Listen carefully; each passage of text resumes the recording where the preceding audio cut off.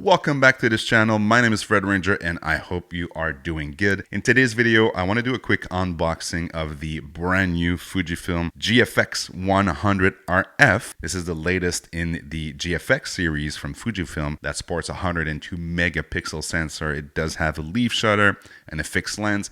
But before we go out and test out this brand new camera, I want to deep dive into the box because it is a bit of a special box that you're getting when you're buying the GFX100RF. And for the price tag that it is, you would hope that, there are a couple inclusions in there, and there are. And I want to thank Fujifilm Canada for sending me this review unit, but I want to mention that I haven't been paid by Fujifilm, nor do they see this video before it goes up. This is my honest unboxing and soon to be opinion about this camera. So without further ado, let's deep dive into the box of what you're getting when you buy the GFX100RF.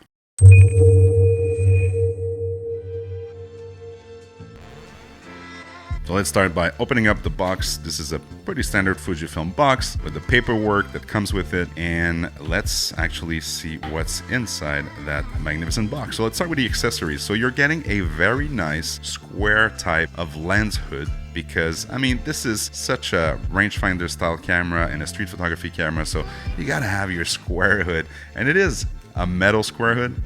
It is one that, will last years, and it has that nice cap to go with it. So you just put it on and you're good to go on that front. Let's put these aside.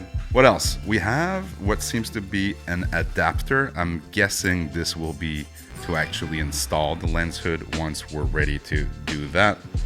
Let's put that here. What else do we have in there? Of course, we have a battery. Those are the same batteries that go into the previous GFX and also the X-T5, the X-T4, and so on and so forth. So great that it is compatible with existing batteries. You're also getting a very nice strap, and I discussed that with Mark Sadowski on his podcast. The fact that, it was about time that camera brands would include, better type of straps when they ship cameras. The ones that were there before, they were okay, but I find that this is an upgrade. So this is kind of a rope strap, and it has a leather protection on top. It has the little Fujifilm logo right here. So pretty cool strap, and this is a strap that I actually would see myself using, and I don't usually use the straps that comes with cameras, but that one actually I quite enjoy the feel of it and the look of it. And of course a USB-C, as you know or might not know, but these cameras don't come with chargers anymore.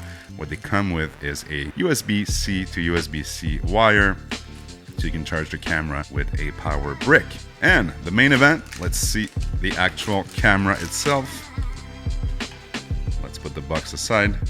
Oh, actually, you know what? There is a little something in there that I haven't seen, but look at that.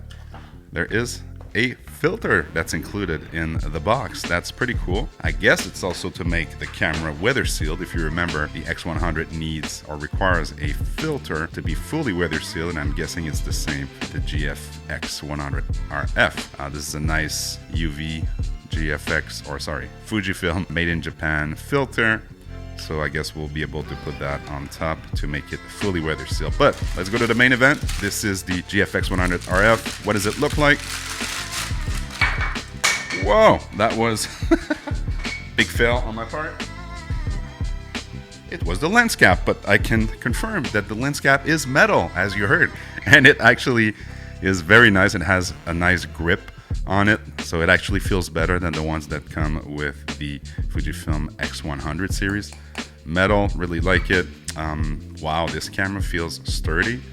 Really, really sturdy. This camera actually feels good in the hand, and it's actually way smaller than I thought it would be. This is a 102 megapixel camera, medium format type of camera.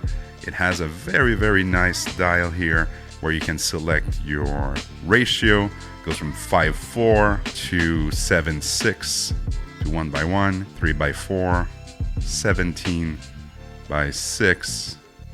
I don't have my glasses, so now it's starting to be very small. Let's go back here. Yeah, 65:24. That's a format that I'm really interested in testing out. 16:9, of course. This is your widescreen ratio. 3:2, 4:3.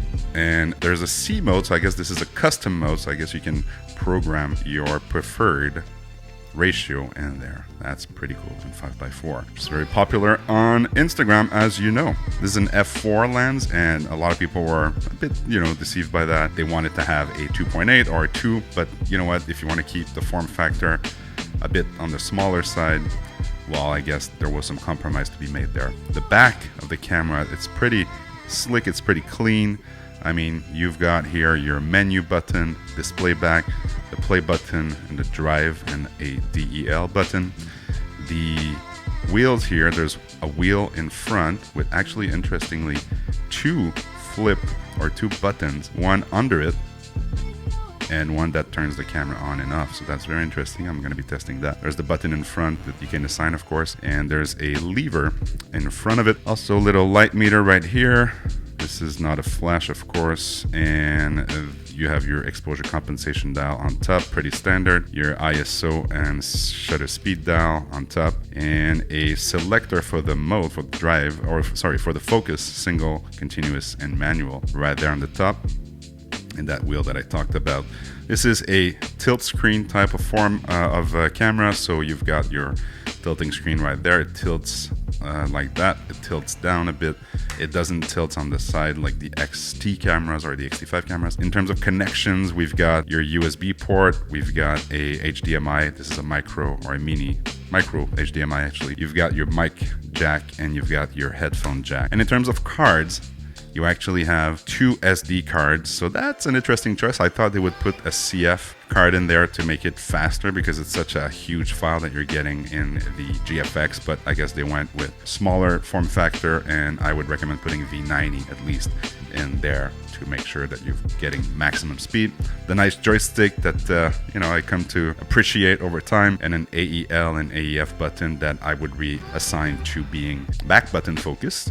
And the wheel is actually clickable here, so I really enjoy that aspect of it. So let's install the lens hood. So again, I'm thinking that there is, just like the X100, there is a little ring at the end of the lens, like so. Let's install the actual extension of the lens adapter, like so. That screws onto the lens. Now this actually little part protrudes here, and I can now safely install my filter that actually comes with it and make this a weather sealed operation, nice and sturdy. There you go. And how about this great lens hood that we can screw on like so, and voila, there you go. You've got your GFX all rigged up with everything that comes with it. All you need to do is to put a battery in and a card, which I happen to have right here. I have a 128 gigabyte V90 card that I'm putting in, and there you go. We are ready to shoot and to go test this baby out. If you have any questions about the camera itself, please ask them down below. If you'd like to see something very specific about this review, also hit me on my DMs on Instagram or in this video comment section. So I've been FREDRANGER. Please be happy, enjoy life, and enjoy your new GFX camera. Cheers.